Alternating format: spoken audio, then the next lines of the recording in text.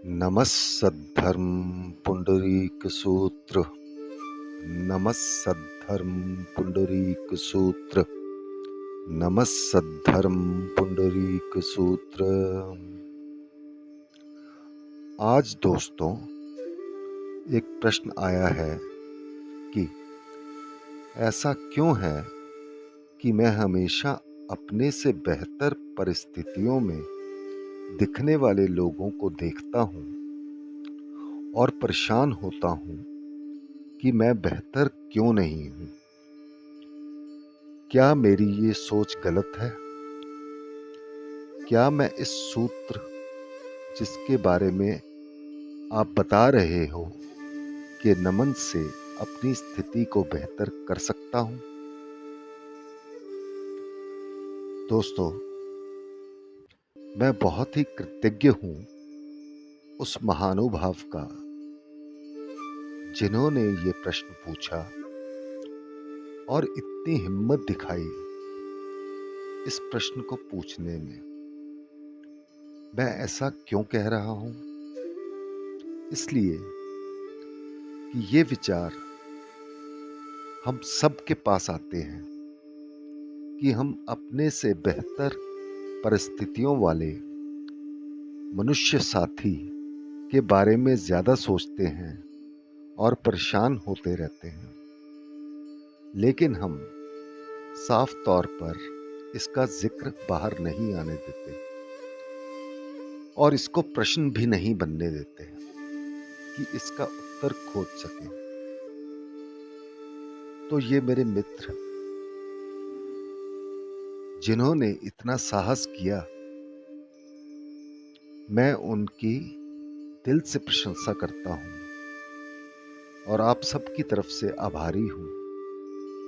ये प्रश्न पूछने वाला व्यक्ति जिंदगी की भौतिक और सामाजिक लोकों में देखें तो एक हारा हुआ व्यक्ति है, जिसके पास न धन है, न रहने को जगह, ना ही उसके साथी। इतनी उलट परिस्थितियों में रहते हुए भी जो उन्होंने आज अद्भुत प्रयास किया हम सब के लिए, वह अत्यंत प्रशंसनीय है। मैंने 30 मिनट सूत्र समर्पण किया और नमन किया और इस प्रश्न के उत्तर के लिए सूत्र अध्ययन किया। मैंने इस अध्ययन से सूत्र में इस प्रश्न का जवाब पाया जो मैं आप सबको साझा करूंगा। सद्धर्म पुंडरीक सूत्र में इस बात पर बहुत महत्व दिया गया है कि किसी भी कर्म यानी क्रिया को करने से पहले सोचो कि आप ऋणी हो और उस ऋण को हृदयपूर्वक चुकाने का सोचो, ठानो और चुकाओ। और ये ऋण इस प्रकार है। पहला ऋण तमाम प्राणियों का, चाहे वे मनुष्य हैं या अन्य। ऐसा क्यों? क्योंकि अगर वह नहीं होते तो हम सोच भी नहीं सकते बुद्धत्व प्राप्त करके उनके दुखों से उनको दूर करने के बारे में। दूसरा ऋण हमारे माता पिता का, जिनकी वजह से हम इस संसार में पैदा हुए और हमें मौका मिला कुछ करने का, बुद्ध बनने का। तीसरा ऋण हमारी धरती का, उस शहर का, उस गांव का, उस समाज का जहां हम पैदा होकर बड़े हुए, क्योंकि उस जगह ने हमें सिखाया प्यार पे इठलाना और ताड़ पे सहनशीलता। ये दूसरा हिस्सा अजीब लग रहा है, क्योंकि अधिकतर जब हमें कोई बुरा भला कहता है तो हमें गुस्सा आता है, लेकिन आप जब सूत्र नमन कर ये सोचेंगे तो जानेंगे ताड़ हमें सहनशीलता ही सिखाता है, हमें सहनशील ही बनाता है। चौथा ऋण बुद्ध का है। ऐसा क्यों? क्योंकि बुद्ध की शिक्षा से ही हम सब ऋण चुका पाएंगे। अब मैं साथी महानुभाव के प्रश्न पर आता हूं। क्या ये सोच गलत है कि हम अपने से बेहतर परिस्थितियों वाले लोगों के बारे में सोचते हैं? मेरे हिसाब से यह बिल्कुल भी गलत नहीं है। मैं ऐसा क्यों कह रहा हूं?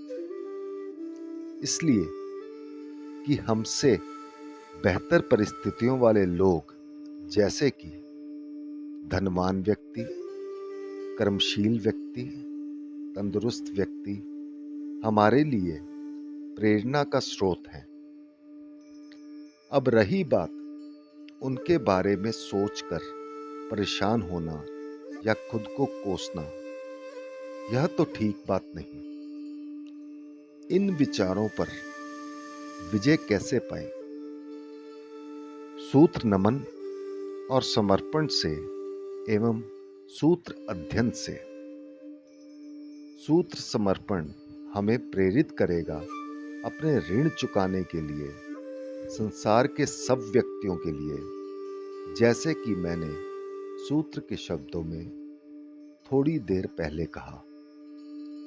ऐसा करने से आप पाएंगे कि आपके कुविचार सुविचारों में बदल जाएंगे और आपकी परिस्थिति में भी अद्भुत रहस्यमय बदलाव आने लगेगा। आप आनंद का अनुभव करेंगे और भौतिक जिंदगी में भी अद्भुत बदलाव के अनुभव करेंगे।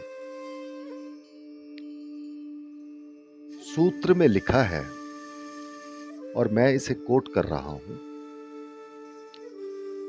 हे भैषज्यराज, मैं तुमसे कहता हूं, घोषणा करता हूं, हे भैषज्यराज, मैंने अनेक धर्मपर्यायों का उपदेश दिया, उपदेश देता हूं और उपदेश दूंगा।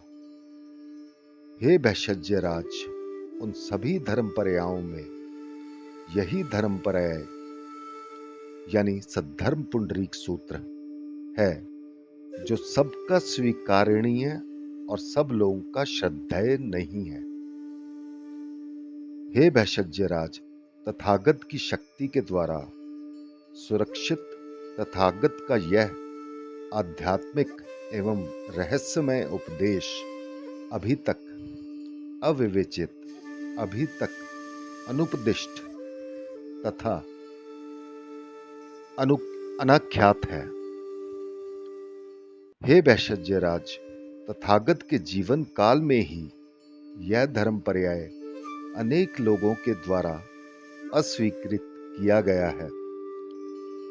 फिर उनके परिनिर्वाण के बाद की स्थिति का क्या कहना?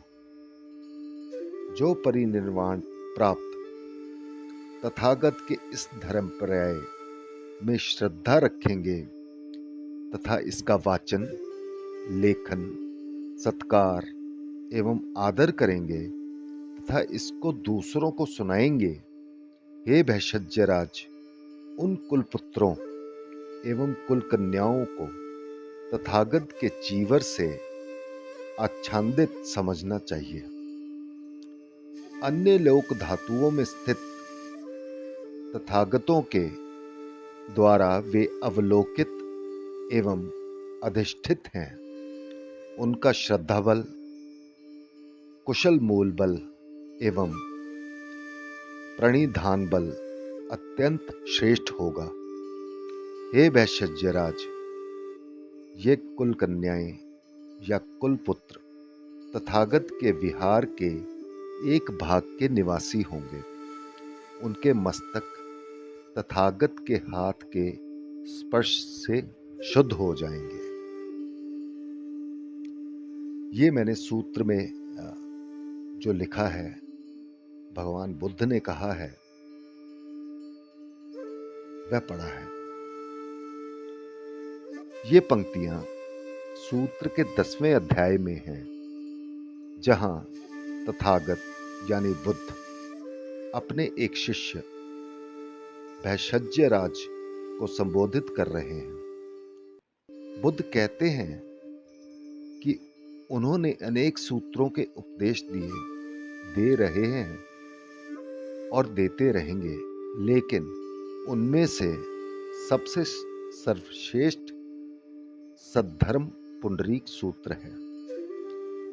बुद्ध ने इस सूत्र को आध्यात्मिक एवं रहस्यमय कहा है, और ये भी कहा, आमतौर पर उनके जीवित होते हुए भी लोग इस सूत्र को स्वीकार नहीं करते, उसकी शक्तियों को समझने में असमर्थ हैं। तो उनके जीवन काल के बाद तो क्या कहने कि कोई सद्धर्म पुंडरीक को स्वीकार करेगा या नहीं। लेकिन वहीं फिर बुद्ध कहते हैं कि उनके परिनिर्वाण के बाद अगर कोई व्यक्ति इसको स्वीकारता है, श्रद्धा भाव से उसका वाचन, लेखन, सत्कार एवं आदर करता है और दूसरों को इस सूत्र के बारे में बताता है, तो उस व्यक्ति को स्वयं बुद्ध समझना चाहिए और उसका आदर वैसे ही करना चाहिए कि जैसे आप बुद्ध का करेंगे। और बुद्ध कहते हैं कि उस व्यक्ति पर मेरा सदा आशीर्वाद बना रहेगा। तो मुझे तो पूरा यकीन है कि सद्धर्म पुंडरीक सूत्र को समर्पण करने से अभाग्यशीलता भाग्यशीलता में बदल जाएगी और हम अपने कष्टों से मुक्त हो पाएंगे और अपनी परिस्थितियों में असामान्य सुधार ला पाएंगे। क्यों कि बुद्ध ने आश्वासन दिया है कि जैसे कि हमने पीछे सूत्र में पढ़ा कि जो व्यक्ति इस सूत्र का नमन और अध्ययन करता है, उसकी जिंदगी सच्ची खुशी से भर जाएगी। ऐसा क्यों? क्योंकि वह बुद्ध का कार्य कर रहा है और दूसरों के कष्ट मिटाने के लिए मन से प्रयास कर रहा है। इसलिए बुद्ध अपनी शिक्षाओं से उस व्यक्ति की रक्षा करेंगे, उसे सम्मान प्राप्ति होगी। आप भी बुद्ध की बातों पर दृढ़ विश्वास रखें और सूत्र समर्पण एवं नमन को अपनी रोज की जिंदगी का हिस्सा बनाएं। इस सूत्र के स्वाद को चखें और अपने अनुभव दूसरों के साथ साझा करें। दोस्तों, यदि आपका कोई प्रश्न हो, निसंकोच आप मुझे व्हाट्सएप पर मैसेज करें। आपके प्रश्न के साथ मेरा नंबर वीडियो की डिस्क्रिप्शन में है। मैं पूरी निष्ठा से सूत्र अध्ययन कर आपके प्रश्न का उत्तर देने की कोशिश करूंगा। धन्यवाद। नमस्सद्धर्म पुंडरीक सूत्र, नमस्सद्धर्म पुंडरीक सूत्र, नमस्सद्धर्म पुंडरीक सूत्र।